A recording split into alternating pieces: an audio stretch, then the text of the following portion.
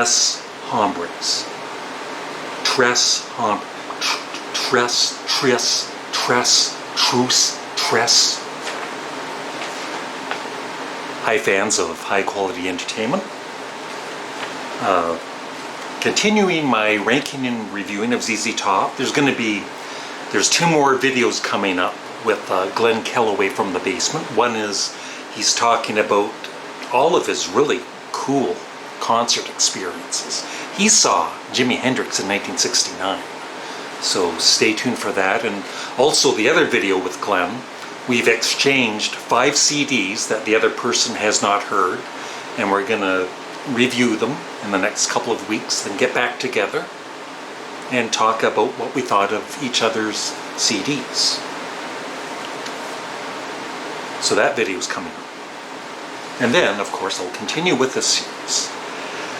Now to say this name properly. I looked online, because I've never said this name. So I'll see if I get it right. I know people will complain if I don't. Tres Hombres. Tres Hombres is the third studio album by the American rock band ZZ Top. It was originally released by London Records in July 1973 and was the first album on which the band worked with engineer Terry Manning. Tres Hombres, Spanish for three men, was a successful combination as the release was the band's commercial breakthrough. In the US, the album entered the top 10 while the single La Grange reached number 41 on the Billboard Hot 100. Frontman Billy Gibbons said of the album, "We could tell that we had something special. The record became quite the turning point for us. The success was handwriting on the wall, because from that point we became honorary citizens of Memphis." So let's talk about the album cover first. I rate them out of 10. It's nice. It's not the most exciting album cover, but it works for me. And not the most exciting band photos or anything either. I think it could have been, I like the font and everything, but it's good. It's not anything terrible. I would give it a 7 out of 10. What would you give that out of 10? And then the back cover. And what I love is, it's one of the few times they had a gatefold. Supper's ready. Okay, the production. This is the first album for me that gets a 10 out of 10. Excellent production. So way to go, engineer Terry Manning. He knew what he was doing. Lots of great songs on this. My 3 favorites, and I think a lot of others would agree with these 3. Waiting for the Bus, Jesus Just Left Chicago, and La Grange. And my least favorite, although I still really like it, is Chic. Or is it Shake? I don't know. Yeah, this is, from start to finish, a perfect album. I love all of the songs, and I love the way that Waiting for the Bus goes into Jesus Just Left Chicago. Really cool. Beer Drinkers and Hellraisers is a classic.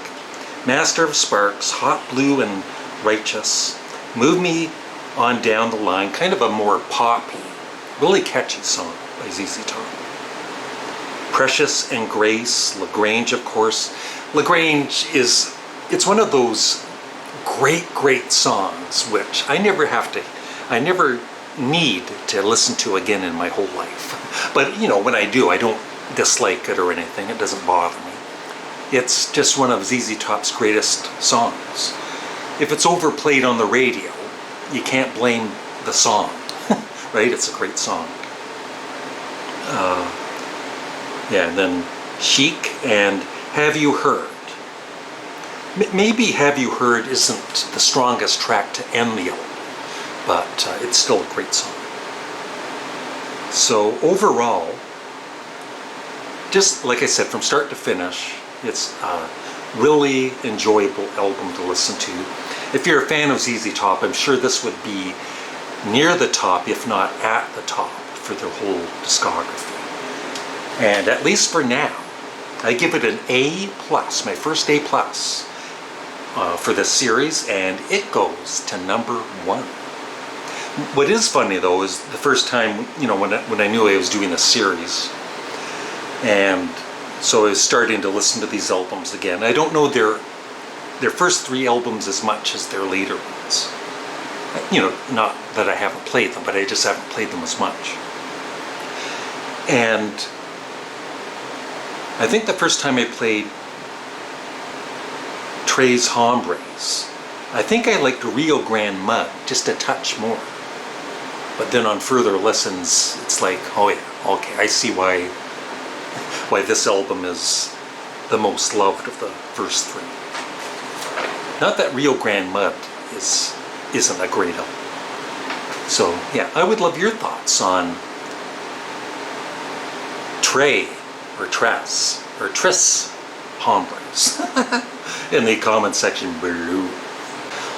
Why didn't they just name this 3 Men?